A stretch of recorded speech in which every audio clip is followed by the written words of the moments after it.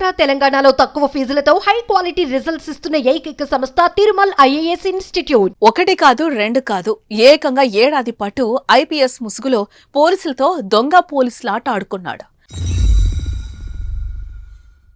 పోలీసులతో పరిచయాలు పెంచుకుంటాడు. డబ్బు దర్పం ప్రదర్శించి ఏకంగా సంవత్సరం పాటు ఐపీఎస్ గా చలామణైపోతాడు. ఉప ముఖ్యమంత్రి పర్యటనలో అన్నీ తానే అయి హడావిడి చేయడంతో నకిలీ పోలీస్ బాగోతం మొత్తం బయటపడింది. ఇంతకు ఎవరా నకిలీ ఐపీఎస్? సంవత్సరం పాటు పోలీసుల కళ్లుగప్పి ఇలా తిరిగాడు.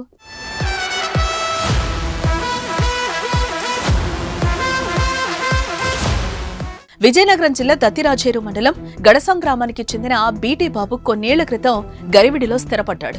అతనికి 2 కుమారులు. పెద్దవాడైన సూర్యప్రకాష్ ను ఉన్నతంగా చదివించాడు. సైనికోద్యోగిగా ఎంపికై శిక్షణ అనంతరం అతడు వచ్చేశాడు. 3 ఏళ్ల క్రితం తండ్రి మరణానంతరం నగర శివారులోని అంబటి వలసలో భార్య 2 పిల్లలతో కాపురం పెట్టాడు. అప్పటి నుంచి పోలీసు అధికారిని చెప్పుకునేవాడు. ఆ ప్రాంతంలో ఏపీఎస్పీ బెటాలియన్ కానిస్టేబుల్ ఎక్కువ. వారిలో 2 బాగా దగ్గరయ్యారు. నల్లరంగు స్కార్పియో, తెలుపు కార్లకు పోలీస్ స్టిక్కర్ అతికించాడు. ప్రైవేట్ గా నియమించుకున్న డ్రైవర్ ను హోంగార్డ్ అని చెప్పేవాడు. అలా పోలీసులను తన చుట్టూ తిప్పుకున్నాడు. అనంతరం చీపురుపల్లి డీఎస్పీతో శిక్షణ ఐపీఎస్ గా పరిచయం చేసుకుని అతిథి మర్యాదలు అందుకున్నాడు. తొలుత డీఎస్పీగా 2024 జనవరి నుంచి శిక్షణ ఐపీఎస్ గా తిరిగేవాడు. ఆలయాల నిర్మాణానికి దాన ధర్మాలు చేశాడు. బెటాలియన్ పోలీస్ కానిస్టేబుళ్లతో సమావేశం నిర్వహించాడు. మనమంతా పోలీస్ కుటుంబం, ఎవరికి కష్టం వచ్చినా చేదోడు వాదోడుగా ఉండాలని హితబోధ చేశాడు.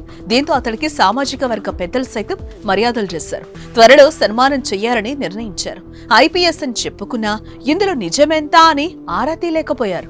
మరోపక్క ఏజీబీ అధికారులతో సూర్యప్రకాష్ సత్సంబంధాలు కొనసాగించేవాడు. వారితో కలిసి తనిఖీలకు వెళ్లేవాడు. అలా వెళ్లిన సమయంలోని ఫోటోలను వాట్సాప్ స్టేటస్ లో పెట్టేవాడు.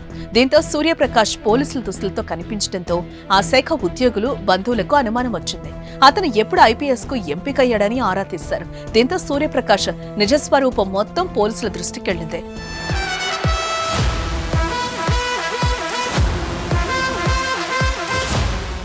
అలా మన్యం జిల్లాలో ఈ నెల 20న ఉప ముఖ్యమంత్రి పవన్ కళ్యాణ్ పర్యటనలో పోలీసుల దుస్తులతో హడావిడి చేయడంతో అతనిపై అనుమానం వచ్చింది. దీంతో అతను రాత్రి సమయంలో కారులో విశాఖకు పరారయ్యేందుకు ప్రయత్నించగా విజయనగరం, విశాఖ జిల్లాల సరిహద్దుల్లో పోలీసులు అతన్ని అదుపులోకి తీసుకున్నారు.